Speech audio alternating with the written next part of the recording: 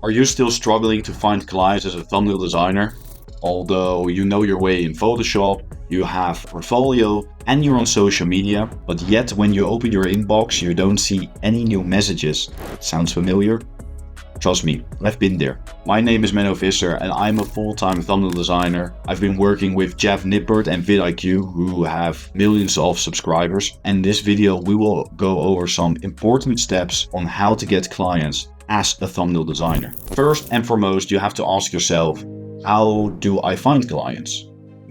But maybe you should flip the question and ask yourself, how do clients find me? Well, you have to set yourself apart from your competition. And there are multiple ways to do so. The most obvious one is skill. Work on your craft, study others, practice new techniques, and stay up to date within the industry. So you're able to increase your own skill ceiling and pull off complex designs that only you can do. The second most obvious one is price.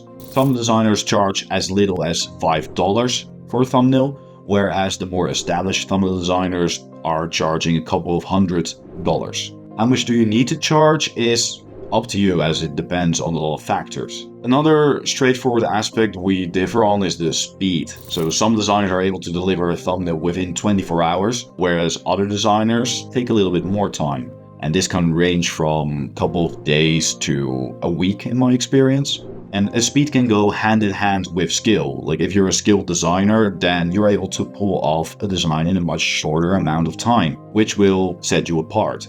And there's the type of project that you're getting. This can be different too. Like some creators can come up to you with a document where they laid out the whole brief and they just need somebody to execute what they have envisioned. Like these often tend to be the more experienced players in the game of YouTube. Then there are also creators who, besides the designing part, want you to come up with concepts. So basically ideate for them. And ideation requires skill, experience, and isn't as easy for thumbnail designers, like let alone those who are starting out. So the more experienced thumbnail designers often have more knowledge within the game of YouTube, and they're able to help out with the concepts of a thumbnail, as they know better what may work and what doesn't, which is like a sense that you develop over time. Same can be said for YouTube titles. They go hand in hand with the thumbnails. And these designers are not just designers, but they're touching strategy here too. The more you can offer, the more valuable you are, of course. Then the last part that can set you apart from your competition is maybe on paper the easiest, but in practice I've heard some horrible experiences from creators on it. It's even so bad that no matter how talented you are as a thumbnail designer, when you lack this skill, it will be a huge deal breaker. And what we're talking about here is communication. Like start by under-promising and over-delivering. What I mean by that is when you think you would need maybe a couple of hours to get a thumbnail done, you say that you need 2 or 3 days, like if the deadline allows it, of course. So this will allow you to have more time. The creator will also welcome this happily when you do finish the piece before the deadline. So send the creator updates throughout, and especially when things are not looking great, then communicate that upfront and as soon as possible. Because at the end of the day, we're all human.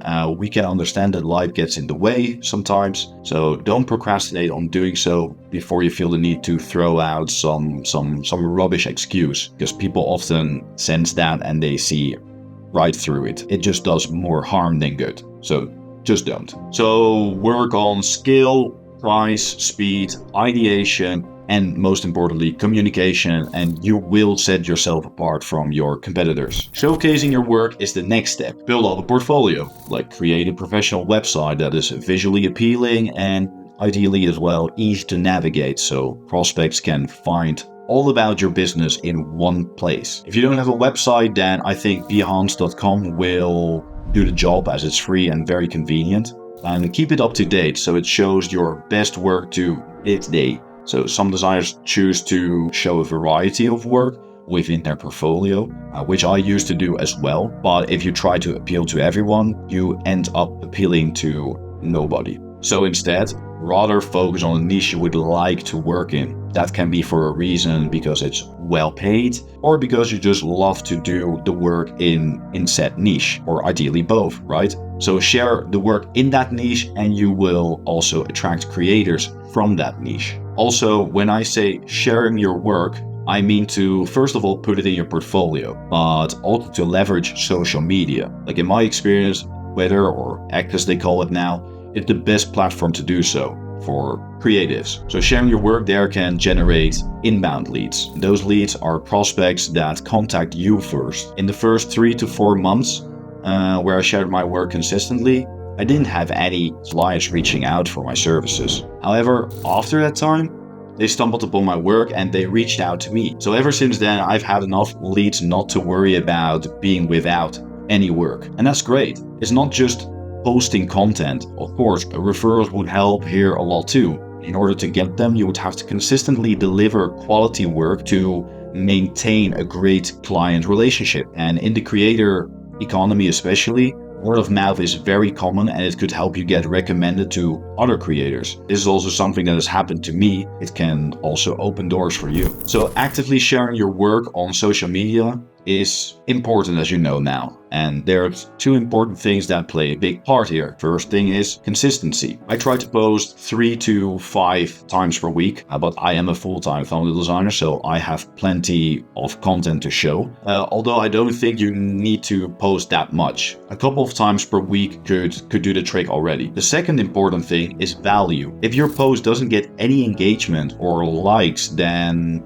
you should ask yourself some questions. Like, is your post as great as you think it is? What value does my post bring to others? Try to work on that and stop repeating what doesn't work. Let's say I share a recent piece that I'm proud of, and I put that against another format where I show an A version and a B version. I say, hey, which thumbnail would you click, A or B? Which of these 2 formats that I presented do you think gets more engagement and therefore more impressions as well? I'll let you think for a second. Well, I do hope that you said the latter, so the second one. I'm not saying that you should copy this format, as this is just an example, right? But try out some different formats yourself. Switch it up, analyze after a few weeks or maybe a few months which formats have been working, which ones have not been working, but also why they have been working or why they have not been working. So experiment with formats so you can decide what to stop doing and what you can decide to double down on. I have been doing exactly that for over a year, and I managed to go from 100 followers on X at the start of 2023 to now more than 4,000 followers. However, just sharing your work is not enough. It would benefit you massively if you are involved in the community and engage with your peers. Like, reach out to them to ask them a question on their process, or it can be as simple as leaving a comment on their recent post saying how much you like what they've made, right?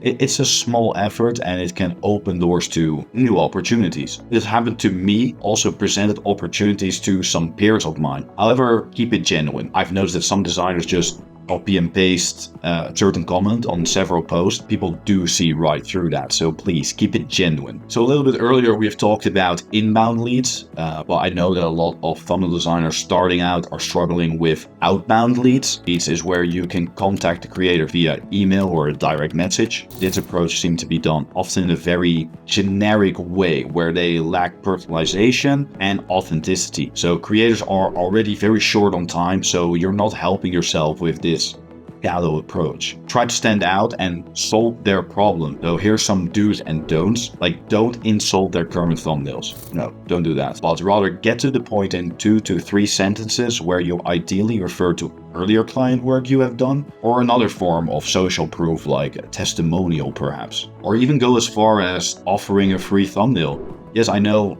how it sounds. However, it will pay off in the long run. They have zero reason to say no, and in the best case scenario, it could land you a job. If they may have missed your message, so perhaps you would need to follow up like 3 days or 1 week after the message. And worst case scenario is that they indeed haven't responded, but you've gotten something to share on social media at least, and you've learned something while working on the thumbnail. So I definitely think it's beneficial. We have talked about how to set yourself apart as thumbnail designer, build a portfolio, appeal to a certain niche, inbound leads, the do's and don'ts of outbound leads. So yeah, I would appreciate it if you could give this video a like, if it helped you out in any form. And let me know what you would like to see in future videos. And then I hope I will see you in the next video.